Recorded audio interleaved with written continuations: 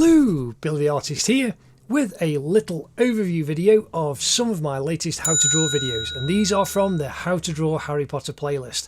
We have done Hagrid, we've done Sirius Black, and we've done Bellatrix Lestrange. Again, these are just great, good fun, half-body portraits. They're just all in real time. And again, if you check out, you'll see clips from the videos, but you'll also see the time lapses. In the cards up in the corner and in the description, there are links to the full real-time drawing lessons. But in the description, there is also the time lapses. So these lessons that are, over 2 hours long each, 3 hours, some of them, and there's lots in the Harry Potter playlist as well.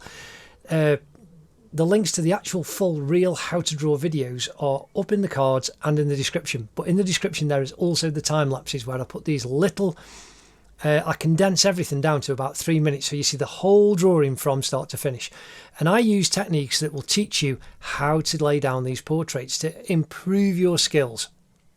But anyway, please do like and subscribe for new future drawing lessons that will appear, and I will keep doing some more Harry Potter characters and lots of other stuff in the future as well. Anyway, thanks so much, take care, see you in the next lesson.